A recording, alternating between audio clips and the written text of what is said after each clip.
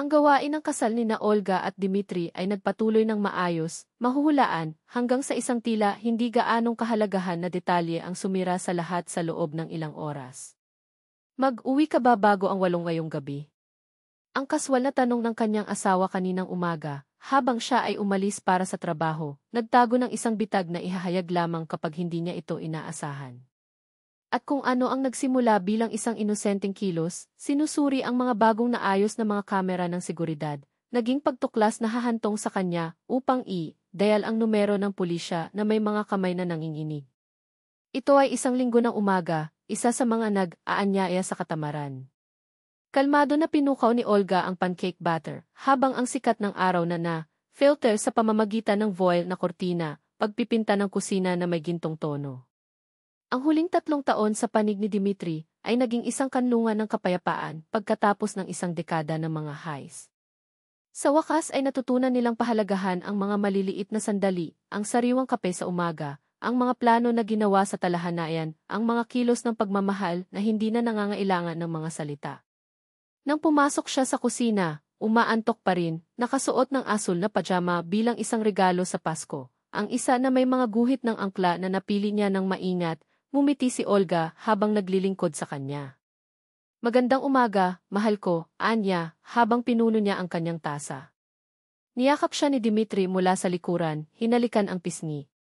Kamangha, mangha ka, bulong niya, bago sila umupo para sa agahan. Sa pagitan ng isang inumin at isa pa, napag-usapan nila ang linggo na malapit nang magsimula. Kailangan ni Olga upang makumpleto ang isang mahalagang proyekto para sa isang kliyente ng kanyang panloob na disenyo ng kumpanya. Si Dimitri naman ay nagkaroon ng isang mapagpasyang pagpupulong sa mga namumuhunan para sa kanyang bagong negosyo. Noon ay naalala niya, bukas na darating ang teknisyan upang ayusin ang mga security camera.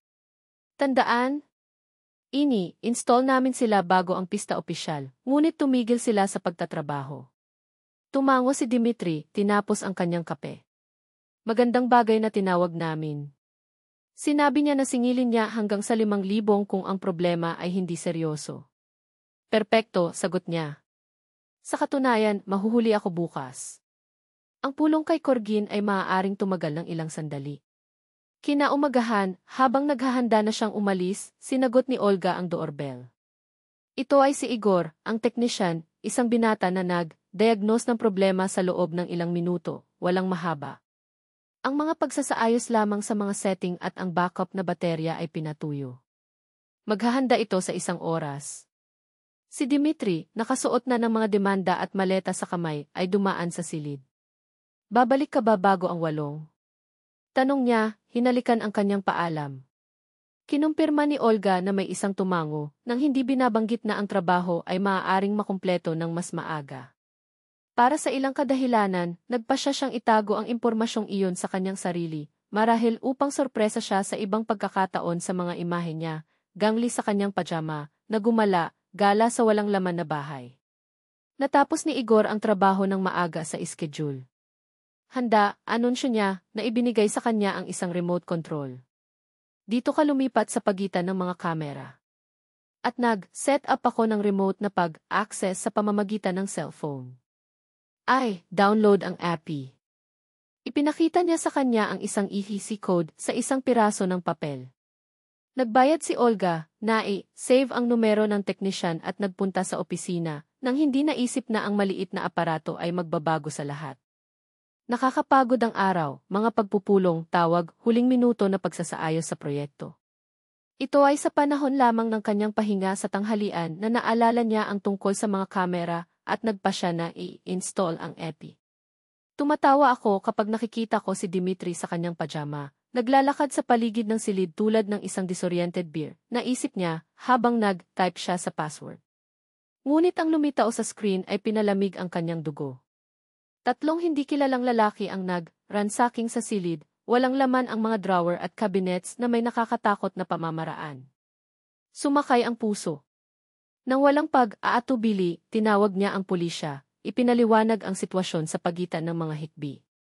Pagkatapos na may nanginginig na mga daliri, sinubukan niyang maabot ang Dimitri. Nagpunta ang tawag sa voicemail. Nagpadala siya ng isang mensahe, mayroon kaming mga magnanakaw sa bahay. Tinawag ko na ang pulisya. Ang tugon ay tumagal ng ilang sandali, anong uri ng biro ito? Nasa isang pulong ako. Naka-attach ng Olga ang isang screenshot. Sa oras na ito, ang tugon ay agad-agad, darating ako. Dumating ang pulisya ng 15 minuto bago si Dimitri. Sa pamamagitan ng EPI, nakita sila ni Olga na sumisira sa apartment at immobilized ang mga mananakop. At pagkatapos, isang pagkabigla, ang isa sa mga magnanakaw ay si Igor, ang parehong teknisyan na iknaayos ang mga kamera kaninang umaga. Pagdating ni Dimitri, ang bahay ay napapaligiran ng mga sasakyan. Niyakap niya ito ng mahigpit, panting pa rin. Diyos ko, Olya, paano mo nalaman? Nais ko lang napalakasin ka sa mga pajama, inamin niya, natigilan pa rin. Ang delegado na nagwawakas sa mga ulat ay lumapit. Maswerte ka sa mga kamera na iyon. Hanggang na ito ay propesyonal, hindi sila nag-iiwan ng anumang mga bakas o mga fingerprint. Pinipili nila ang mga apartment kung saan ginugugol ng mga residente ang araw sa labas. Ngunit paano mo nalaman na hindi kami makauwi? Tanong ni Dimitri. Ang pulis ay tiningnan sila ng seryoso, ang technician ay ang scout. Pinag-aralan niya ang mga schedule ng mga residente at ipinasa ang impormasyon. Sa katunayan, hindi ka ang una sa kapitbahayan na ito. Nang gabing iyon, pagkatapos umalis ang pulisya, nanatili sila sa kusina, sinusubukan na sumipsip sa nangyari. Maaaring mas masahol pa ito, bulong ni Dimitri, pinipiga ang kanyang kamay. Kung hindi ito para sa iyong katigasan sa pagnanais na makita ako sa pajama. May naalala si Olga. Seryoso, kumusta ang pagpupulong kay Corgin? Sinabi mong huli ka. Nag-atubili siya. Sa totoo lang, natapos ito ng maaga. Nais kong maghanda ng isang sorpresa para sa aming anibersaryo. Kumuha siya ng isang maliit na kahon ng pelus mula sa kanyang bulsa. Sa loob, ang mga hikaw ng sapiro ay kumislap sa dilaw na ilaw sa kusina. Hinawakan sila ni Olga, emosyonal, habang dumadaloy ang luha. Baliw ka, Anya, niyakap siya. Pagkalipas ng 3 buwan, ang buhay ay bumalik sa normal, kahit na si Olga ay nakaramdam pa rin ang panginginig kapag nag-iisa siya sa bahay. Iginiit ni Dimitri na baguhin ang lahat ng mga kandado at pag-install ng isang state-of-the-art alarm system. Hanggang na sinubukan na magnanakaw ang kanyang apartment ay pinarusahan sa mga pangungusap na mula 3 hanggang 6 na taon. Hanggang sa, isang gabi, habang binabasa ang balita sa kanyang cellphone, natagpuan ni Olga ang isang katulad na kaso, isa pang alon ng mga pagnanakaw sa mga apartment, na may parehong modus operandi, mga teknisyan na naayos. Ang isang bagay upang mapa ang mga schedule ng mga residente. Tinawag niya ang representante na humawak ng kanilang kaso. May mga pagkakatulad na kumpirma niya. Ngunit ang mga pangunahing tao na kasangkot ay nasa bilangguan. Marahil ay mayroon silang higit na mga kasabwat. Hindi iyon iniwan ng ulo ni Olga. May hindi malapit. Binago niya ang footage mula sa mga araw bago ang iayusin at natuklasan ang isang bagay na nakakagulat. Ang mga kamera ay nagtatrabaho sa buong oras. Kaya bakit nagpanggap si Igor na ayusin ang mga ito? Nadagdagan niya ang dami ng audio sa mga pag-record at narinig, malamig, isang pamilyar na tinig, lahat ay handa na. Wala siyang pinaghihinalaan. Ito ay tinig ni Dimitri. Si Dimitri sa telepono, nakatayo sa kanilang sala. Bukas tatanungin ko siya kung gaano katagal siya mananatili sa trabaho, at kikilos tayo alinsunod sa plano. Nanginginig ang mga kamay ni Olga. Mabilis niyang ipinasa ang pag-record at nakita niya si Dimitri na nakatagpo ng Igor ang parehong technician sa isang cave na malapit sa bahay. Ang dalawang nag-chat na animatedly pagkatapos ay nakipagkamay. Isang alon ng yelo ang tumakbo sa kanyang katawan. Si Dimitri ay kasangkot sa mga magnanakaw. Ngunit bakit? Nagkaroon sila ng magandang buhay, sapat na pera. Isang kilabot na hinala ang humawak sa kanya. Naalala niya ang patakaran ng siguro na kinuha nila 1 taon bago na sumasakop sa lahat ng kanilang mga pag-aari. Napaka mapagbigay na siguro. Nang gabing iyon, nang umuwi si Dimitri mula sa trabaho, tinanggap siya ni Olga na may 1 bote ng alak at 2 baso. Mayroon ka bang ipagdiwang? Tanong niya, hinalikan siya, nagulat. Siyempre, ngumiti siya. Nakakuha ako ng promosyon. At isa pang kagiliw-giliw na bagay. Umupo sila sa sofa sa sala. Binuksan ni Olga ang TV, ngunit sa halip na isang pelikula, ang mga imahe ng pulong ni Dimitri kay Igor sa cave ay lumitaw sa screen. Ang mukha ng kanyang asawa ay nagbago sa ilang segundo. Ano iyon? Ang kanyang tinig ay malabo, halos isang bulong. Nais kong tanungin ka, sagot ni Olga, na pinilit ang sarili na manatiling kalmado. Ano ang nag-ugnay sa iyo sa isang tao na sumubok na magnanakaw sa aming apartment? Si Dimitri ay nanatiling tahimik, ang kanyang mga mata ay naayos sa lupa. Hindi ito ang iniisip mo, sa wakas ay nagbulong siya. At ano ang dapat kong isipin? Ang tono ay pinutol, ang AC. Ang buhay na tumataas sa loob niya tulad ng isang tubig. Na ang aking asawa ay nagplano ng isang peking pagnanakaw upang makuha ang pera ng siguro. O may mas masahol pa? Hindi. Sumabog siya, clenched ang kanyang mga kamao. Hindi kita masasaktan. Hindi kailanman. Pagkatapos ay ipaliwanag, tumawid siya sa kanyang mga braso, panahunan ng kanyang katawan. Huminga ng malalim si Dimitri. Tandaan ang aking pagsisimula? Naghintay siya hanggang sa tumango siya. Kami ay nasa gilid ng pagkalugi. Namuhunan ko ang lahat ng aming matitipid, kumuha ng mga pautang. Desperado ako. Naramdaman ni Olga ang isang bukol sa kanyang lalamunan. At naisip mo na ang faking isang pagnanakaw ay ang solusyon. Hindi. Ibig kong sabihin, pinatakbo niya ang kanyang mga daliri sa pamamagitan ng kanyang buhok, disorient.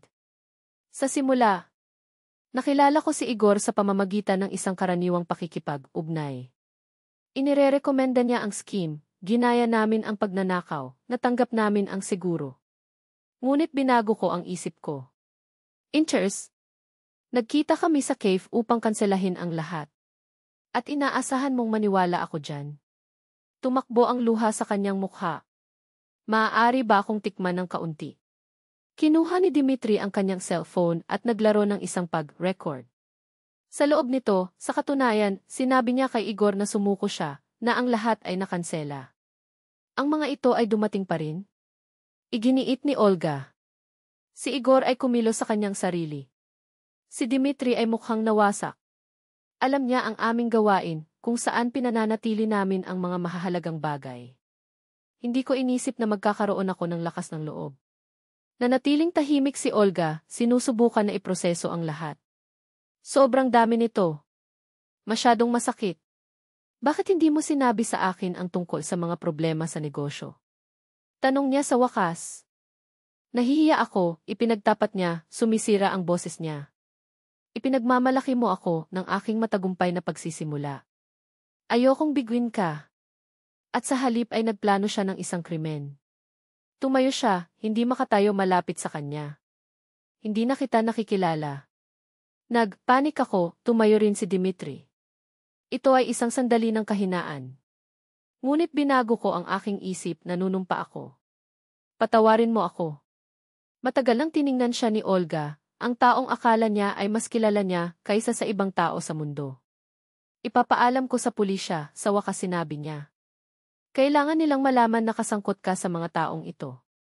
Karapat, dapat ako, ibinaba niya ang kanyang ulo. Ang mga sumusunod na buwan ay ang pinakamahirap sa buhay ni Olga. Iniiwasan ni Dimitri ang bilangguan dahil sa teknikal na hindi siya lumahok sa pagnanakaw, ngunit nakatanggap ng isang nasuspinde na parusa para sa pagiging komplikado at pagpaplano. Ang iyong pagsisimula ay nabangkarote. Ibinenta nila ang apartment upang mabayaran ang kanilang mga utang. Nagsampa si Olga para sa diborsyo, hindi mapapatawad ang pagtataksil. Lumipat siya sa ibang lungsod, nagbago ng mga trabaho, nagsimula mula sa simula. Minsan siya ay dumaloy sa mga larawan ng masayang panahon kasama si Dimitri, at ang kanyang dibdib ay nasasaktan ng isang halo ng pananabik at pagkabigo. 5 taon na ang lumipas. Nagtayo si Olga ng isang solidong karera bilang isang taga-disenyo at binuksan pa ang kanyang sariling studio. Natuto siyang magtiwala muli kahit na ang mga relasyon ay maselan pa ring lupain. Isang hapon, nag-iwan ng pulong, nakakita siya ng isang pamilyar na figura sa kalye. Dimitri. Mukha siyang mas matanda, maseryoso. Nang makita siya, nagyelo siya sa lugar. Kumusta, Anya, pagkatapos ng isang katahimikan? Kumusta, sagot ni Olga, nagulat na napagtanto na hindi siya nakakaramdam ng galit o kapaitan, isang kakaibang kawalang kasiyahan. Kumusta ka? Tanong niya. Well, mayroon akong sariling studio ngayon. Tinuro niya ang gusali sa likuran niya. Nakita ko ang iyong trabaho sa isang magazine. Hindi ka paniwala. Isang awkward na katahimikan na umikot sa pagitan nila. At ikaw? Tanong niya sa wakas. Nagtatrabaho ako sa isang kumpanya ng FV, sumagot si Dimitri.